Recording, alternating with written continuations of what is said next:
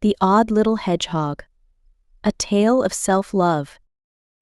In a lush green forest, where the trees whispered secrets to the wind and the flowers danced in the sunlight, there lived a young hedgehog named Pip. Unlike the other hedgehogs in the forest, Pip's quills were soft and fluffy, more like a dandelion than the sharp spines of his family and friends.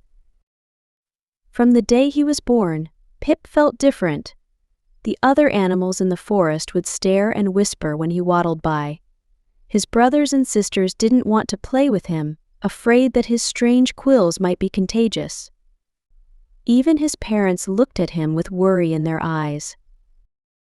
"Why can't I be like everyone else?" Pip would ask himself as he curled up alone each night, his fluffy quills providing little protection against the cool forest air.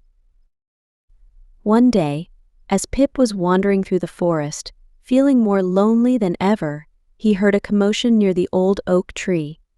Curious, he peeked around a bush to see what was happening. There, in the clearing, was a group of forest animals gathered around a beautiful butterfly. The butterfly's wings were a dazzling array of colors: blues, purples, and greens that shimmered in the sunlight. But as Pip looked closer, he noticed that one of the butterfly's wings was slightly crooked. "You can't fly with us," a yellow butterfly said, fluttering away. "Your wing is all wrong." "You'll slow us down," added another, its orange wings flashing as it took off. The beautiful butterfly's antennae drooped as she watched her colorful cousins fly away. Pip's heart ached for her, recognizing the pain of being different. Gathering all his courage, Pip stepped out from behind the bush. "Hello," he said softly. "I think your wings are beautiful." The butterfly turned, surprised to see the fluffy hedgehog. "Thank you," she said with a small smile. "But they're not like the others. I can't fly as fast or as straight."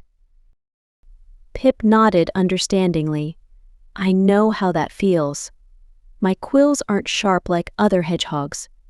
Everyone thinks I'm strange." The butterfly's eyes widened. "But your quills look so soft and lovely. I've never seen anything like them before." Pip felt a warm glow in his chest at her kind words. "I'm Pip," he said, smiling for the first time in days. "I'm Luna," the butterfly replied. "Would you like to be friends?" From that day on, Pip and Luna were inseparable. They explored the forest together, sharing their experiences of being different and finding comfort in each other's company. Luna would perch on Pip's soft quills, and Pip would carry her when her crooked wing made it difficult to fly long distances. As the seasons changed, Pip and Luna's friendship grew stronger. They met other animals who were different too: a squirrel with a short tail, a bird with a crooked beak, and a frog whose croak sounded more like a whisper. Together, they formed a tight-knit group, supporting and encouraging each other. One day, as autumn was painting the forest in brilliant shades of red and gold, a terrible storm swept through. The wind howled, and the rain pounded against the trees. All the animals scrambled to find shelter. Pip and his friends huddled together in a hollow log, listening to the storm rage outside. Suddenly, they heard a cry for help. Peering out, they saw a group of young rabbits trapped on a small island in the middle of a rapidly rising stream. The other animals in the forest watched helplessly, unable to reach the stranded rabbits. The water was too deep to wade through, and the current too strong to swim against. Pip looked at his friends, an idea forming in his mind. "I think I can help," he said, his voice trembling slightly. "But I need your help too." Luna and the others nodded, ready to support their friend. Pip took a deep breath and stepped out into the rain. He curled himself into a tight ball, his fluffy quills spreading out around him like a fuzzy raft. "Luna, can you guide me?" Pip asked. Luna nodded, perching on top of Pip's quills. The frog and the squirrel pushed Pip into the stream, while the bird flew overhead, calling out directions. Slowly but surely, Pip floated towards the stranded rabbits. His soft quills, which had always made him feel like an outsider, now acted like a life raft, keeping him afloat in the swirling waters. Luna's crooked wing, which had prevented her from flying with the other butterflies, now allowed her to stay low and steady, guiding Pip through the current.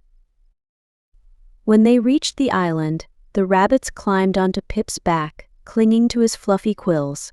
With Luna's guidance, they made it safely back to shore, where the other animals cheered and welcomed them. As the storm subsided, word of Pip and Luna's bravery spread through the forest. The animals who had once whispered and stared now came to thank them, amazed at how their unique qualities had saved the day. Pip's parents nuzzled him proudly, their eyes shining with love and acceptance. "We're sorry we ever made you feel less than perfect," his mother said. "Your soft quills are what make you special, and we wouldn't change them for the world." From that day on, the forest became a place where differences were celebrated. The animals learned that what makes each of them unique is also what makes them valuable and important. Pip no longer felt like an odd little hedgehog. He had found friends who accepted him for who he was, and he had learned to love himself, fluffy quills and all. As he curled up to sleep each night, surrounded by his friends, Pip felt a warmth in his heart that no sharp quills could ever provide. And so, in the lush green forest where the trees whispered secrets to the wind, and the flowers danced in the sunlight, a fluffy hedgehog, a butterfly with a crooked wing, and their unique friends taught everyone the most important lesson of all, that true beauty comes in all shapes, sizes, and textures, and that self-love and acceptance are the greatest gifts we can give ourselves and others. The end.